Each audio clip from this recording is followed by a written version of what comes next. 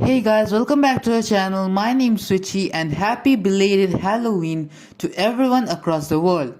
I know I am a little late to this, but hope you all are having a fantastic day. As you all know, this time a lot of games had Halloween updates and events. Being a Roblox card game YouTuber myself, I have also played a lot of those events and today I want to rate them as to how good or bad they are. So let's get into it.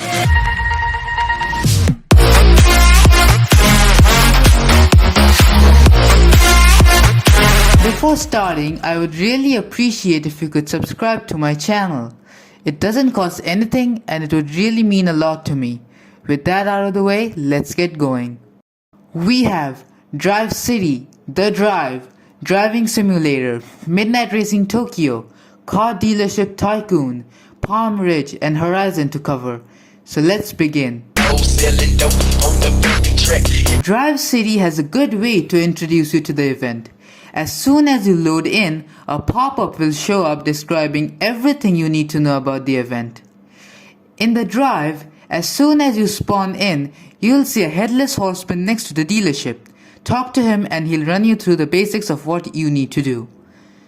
In Driving Simulator, there's a secret area next to the downtown race where you'll see a witch. Talk to her and she'll tell you what to do. As soon as you spawn in the Ichikawa Toge map, a pop-up will show up telling you exactly what to do. When you spawn in, look to the left and you'll see a pumpkin button. Click on it and on the right, it will tell you exactly what to do.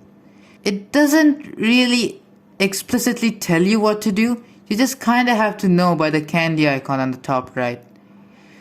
Horizon might really be the best at this field. Not only does it show what you have to do in a cutscene, but it also tells you clearly what you have to do. Not only that, it also tells you what you have to do on the update log splash screen. Hey there! It's October, so you know what time it is. Starting now to the end of October, Horizon is going to be hosting the Spook Fest event. Roam around the map in search of pumpkins. There's a total of 15 pumpkins scattered around the entire map. Once you complete your extravagant quest, you will be granted with the limited time Halloween Edition GT500. This vehicle will only be given out this month, so complete the search and get it while it lasts. In this game, you do races to get candy. Each race will have a different amount of candy based on the race difficulty. You can redeem your earned candy by spending it on limited time vehicles ranging from 1,000 candies to 25,000 candies. In this game, you have to complete the quest given by the Headless Horseman to obtain the reward. You have to drive a certain amount of miles which is dynamic and depends on how much you've already driven. Then you'll have to find 5 car parts scattered across the map.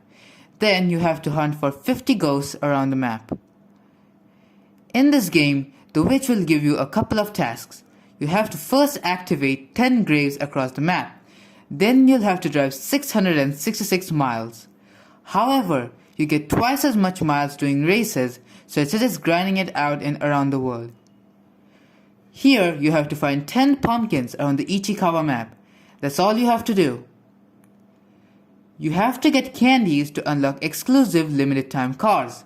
You can get candies by doing races, exploring the map for candies, or waiting 4 hours for 40 free candy. You just have to go about the housing complex of Palm Ridge and knock on people's doors for candies. You can also find candies scattered across the various areas of the map. In Horizon, you have to go around searching for pumpkins around the map. The Drive City event really isn't that hard. It just takes a lot of time and patience if you're planning on getting all of them. It's very grind intensive. You just have to keep working your butt off to get the 25,000 candies car. The quest in the drive is really hard and annoying. The miles part isn't so bad. What's bad is that the car parts have a habit of spawning and despawning when you're in a server with a lot of players. And it gets really chaotic as one person in the entire server can get it at a time. Sometimes the items fail to respawn entirely, leaving you nothing to do but to switch servers. In Driving Simulator, kinda like Drive City, it is also pretty grindy. However, activating the graves aren't that hard to do. Also, grinding 666 miles isn't as bad as grinding candies in Drive City. Finding pumpkins in the map isn't really too hard. They're either mostly next to roads or buildings, or inside enterable buildings. Just search the building well before you leave. The shrine has 4 pumpkins right next to each other. Grinding the candies in the spook races will take time, but if you are playing with friends, the candies will increase. Plus, you'll get 40 candies every 4 hours, so all in all, it's not that much to grind. It's not very grindy if you're planning to get the chat tag and stuff. However, the higher end license plate designs do get progressively harder to get. This is kind of a mixed bag. If you're playing the game for the first time, you will struggle finding those pumpkins. However, with a little bit of help from the server and from the YouTube tutorials, you will find it no problem. Drive City as an event doesn't have that much originality. However, the way you get candies is kind of unique and unorthodox. So I would give them props for that. The Drive event does have originality. It's pretty different compared to other Halloween events. It's pretty much like an egg hunt but with ghosts and car parts. Driving Simulator does seem to have the higher ground in this regard. The event is pretty unique with the grinding miles and activating graves. It's not often you see these in Halloween events. However, I'm kinda sad that they recycled that event during this Halloween. They could have spiced things up a bit. I really can't give much points to the game in this field. It is pretty much hunting for pumpkins around the map. Not much originality in this field. Same one as Drive City, pretty original with the races, but the candy finding is not really too original for CDT. They could have spiced things up a bit. I would also give Palm Ridge some bonus points in this field. The trick or treating and finding candies are pretty standard, but this is the first time I've seen them smooshed together. Bored while trick or treating, just go drive around and collect candies, and vice versa. This one wasn't too good as well. Just typical pumpkin hunting around the map. After getting the required candies, you get a selection of 4 cars, namely the Mazda RX-7 3-rotor, the Dodge Demon, the Aventador SVJ Twin Turbo, or a Mercedes Roadster. The SVJ and the RX-7 are faster versions of the dealership counterparts. The Dodge Demon is a faster Hellcat, and the Mercedes Roadster is just a beast. You can find my full review of the car on my channel. Click on the car to know more.